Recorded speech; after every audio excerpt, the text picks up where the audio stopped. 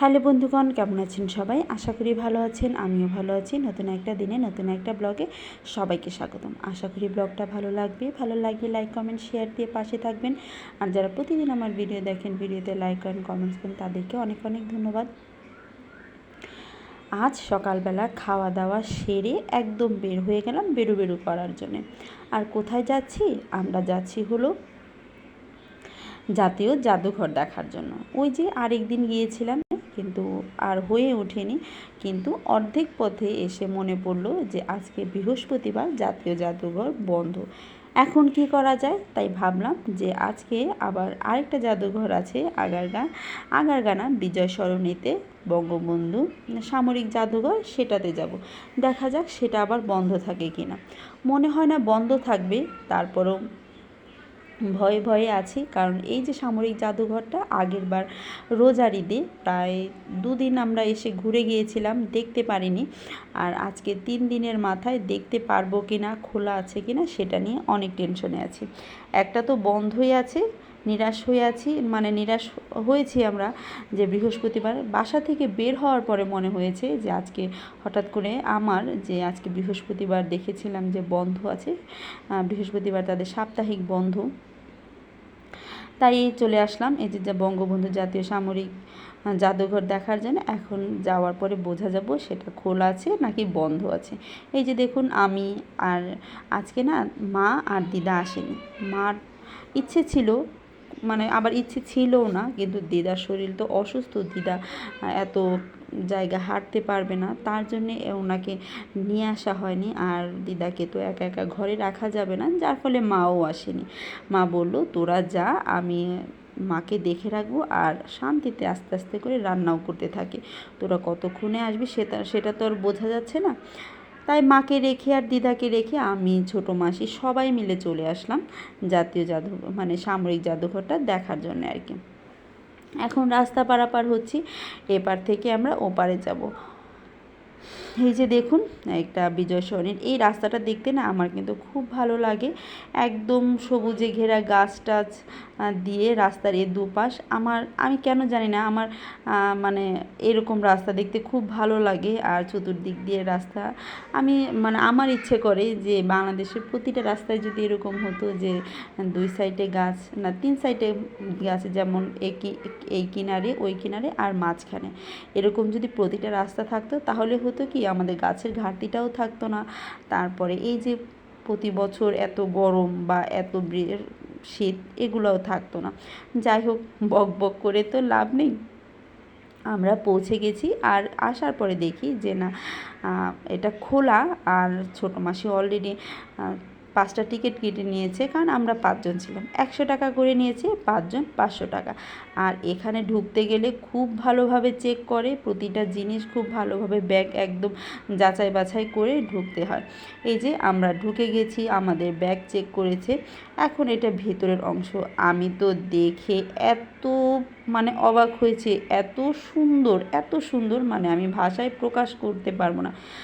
যারা যারা প্রথম এসেছে তারা এটা দেখে একদম মুগ্ধ আমাদের মতো।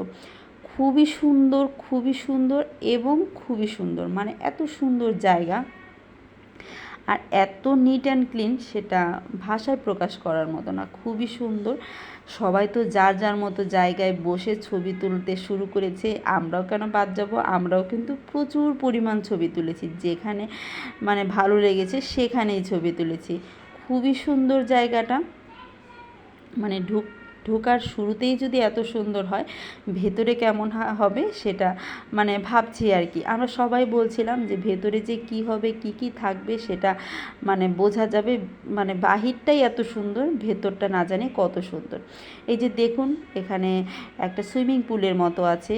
এটা জল দিয়ে একদম টইটুম্বুর সবুজ কালার জল, এত ভালো লাগছিল। এটার মধ্যে অবশ্য ফোয়ারা আছে, কিন্তু এখনও চালু করা হয়নি, হয়তো বা আরেকটু পরে চালু করা হবে।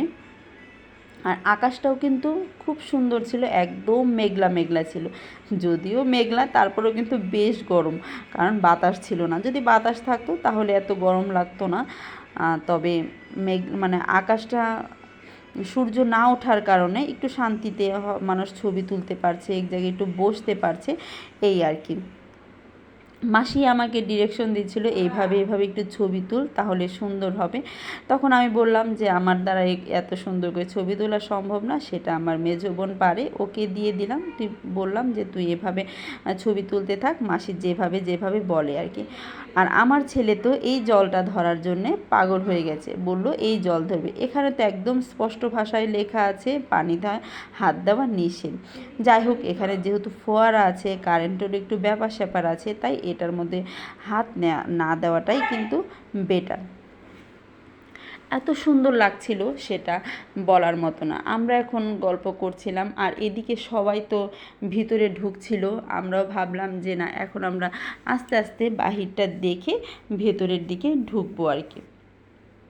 আর আমার ছেলে এখান থেকে যাবে না, ওকে বলছিলাম বাবা চলো যাই, ভেতরে যাই, আমরা এখন ভেতরের দিকে যাব, কিন্তু ও একদমই যেতে চাইছে না।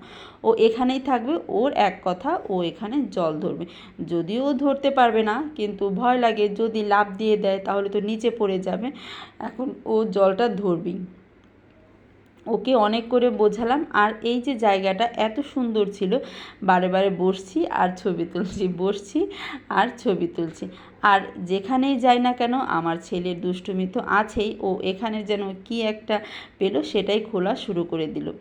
যাই হোক, আমরা অনেকগুলো ছবি টবি তুলে নিয়েছি। আর এই যে দেখুন, এখানে কয়েকটা গাছ, ফুল গাছের এখানে স্লিপারের মতো আছে। আমার ছেলে উঠে বারে বারে স্লিপ খাচ্ছে, মানে যে যেটা আর চিন্তায় থাকে সেটাই আর কি। ও দেখে বুঝে গেছে যে এটা একটা স্লিপারের মতো, আর ও স্লিপারের মতো না, স্লিপারই ভেবে নিয়েছে।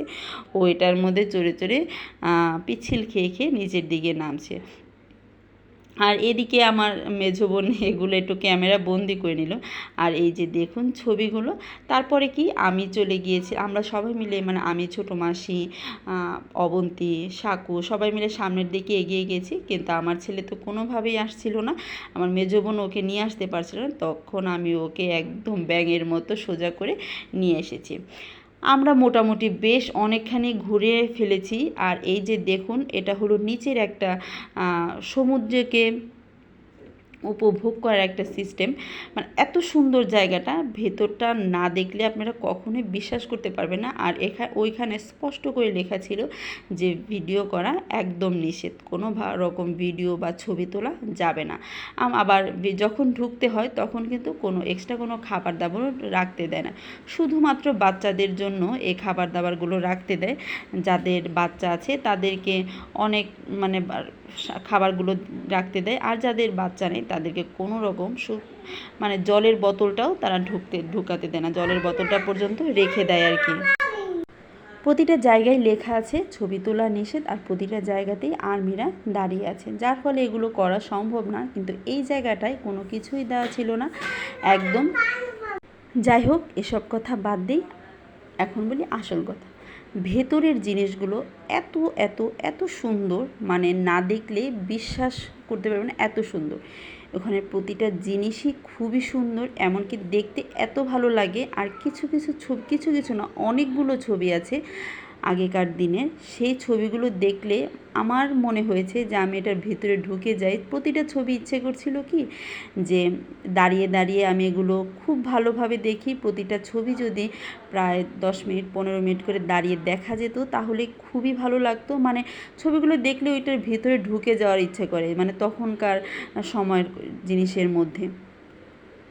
কিন্তু ওইভাবে তো সম্ভব না, কারণ প্রচুর বড় এরিয়া, ওইভাবেই তাড়াতাড়ি হাঁটা পায়ে দেখতে হবে। আর যদি গভীরভাবে দেখতে হয় তাহলে একদম একদিন হাতে সময় নিয়ে আসতে হবে, একদম সকাল থেকে বিকেল পর্যন্ত আসতে হবে, তাছাড়া হবে না। যাই হোক, সব কিছু দেখে নিয়েছি। প্রধানমন্ত্রী, আমাদের মাননীয় প্রধানমন্ত্রী, উনি কত জায়গা থেকে গিফট পেয়েছেন, কি কি গিফট পেয়েছেন, তাদেরকে কি গিফট দেওয়া হয়েছে, তার ওনার বিভিন্ন রকম জিনিস সব কিছু দেওয়া আছে এর মধ্যে, দেখে খুবই ভালো লাগলো। আর বাচ্চাদের জন্য এটা হলো স্পেশাল, এই জায়গাটা বাচ্চারা খুব পছন্দ করে। আর এই জায়গায় আসার পরে না সমুদ্রের ফিলটা আসে, যে সমুদ্রের ভেতরে আছি, মাছ দেখছি, এই যে কাঁকড়াগুলো দেখছি, খুবই ভালো লাগে। যারা যারা এখানে আসেননি একবার এসে দেখবেন, এত ভালো লাগে সেটা বলার মতো না। আর আগের দিনের স্বাধীনতা সম্পর্কে জানার জন্য, তারপর যুদ্ধ সম্পর্কে জানার জন্য, সব কিছু জানার জন্য এই জিনিসটায় আসা কিন্তু খুবই দরকার। এখানে আসলে কিন্তু অনেক কিছু জানা যায়। এখানে ডিজিটাল সিস্টেমে গান শোনার জন্যে, মানে আগের দিনের যুদ্ধের যে গানগুলো, তারপরে সে সময়ের কথাগুলো এরকম শোনার ব্যবস্থাও আছে। আর প্রতি জায়গায় মনিটর চলছে, সব কিছুই বোঝা যায়, দেখা যায়, সব কিছুর ব্যবস্থাই আছে। খুবই সুন্দর লেগেছে, খুবই ভালো লেগেছে। বাচ্চাদের যদি কোনো কিছু শেখানোর প্রয়োজন থাকে তাহলে কিন্তু এখানে আনাটা খুবই জরুরি। যদিও আমার ছেলেটা খুবই ছোট, ও বোঝার মতো বয়স এখনও হয়নি, তবে আমি চেষ্টা করব যখন ও বড় হবে এখানে নিয়ে আসার জন্যে, যে ও কোনো কিছু জানতে পারবে, অনেক কিছু জানতে পারবে, অনেক কিছু শিখতে পারবে। আর এই জায়গাটার কথা কি আর বলবো, বললাম না বাচ্চারা এই জায়গাটা খুবই পছন্দ করেছে। শুধু বাচ্চারা না, বড়রাও এই জায়গাটা খুব পছন্দ করেছে। ও আরেকটা কথা, ওইখানে আরেকটা জিনিস আছে, সেটা হলো জাহাজের প্রথম ভাগের একটা অংশ, এই একটা রুম, এই রুমটার ভিতরে ঢুকলে না মনে হয় যে সত্যি সত্যি আমি জাহাজে আছি। এত সুন্দর, মানে এরকম ফিল হয় আর কি। খুবই ভালো লেগেছে আমার কাছে। আর আমরা খুব সকালবেলা গিয়েছিলাম, আমরা 11টার দিকে এসেছিলাম, আর আমরা বের হতে হতে আমাদের বেজে গেছে 4:30 5টার মতো। এত সময় হাঁটার পরেও আমরা দৌড়ে দৌড়ে সব কিছু জিনিস দেখেছি। ওইভাবে মনোযোগ সহকারে দেখতে গেলে মানে খুবই সকালে আসতে হবে, একদম সন্ধ্যার দিকে যতক্ষণ খোলা থাকে ততক্ষণই দেখতে হবে আর কি।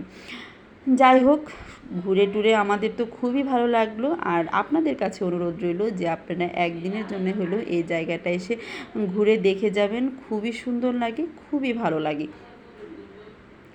অনেক বকবক করলাম, অনেক কিছু করলাম। আশা করি আমার ব্লগ ভিডিওটা আপনাদের ভালো লেগেছে। ভালো লাগলে লাইক কমেন্ট শেয়ার দিয়ে পাশে থাকবেন। আর দেখা হচ্ছে নেক্সট ব্লগে। আর যদি ভালো লেগে থাকে তাহলে এই জায়গায় আপনারা এসে ঘুরে যাবেন, দেখবেন খুবই ভালো লাগবে। আজ এ পর্যন্তই, টাটা।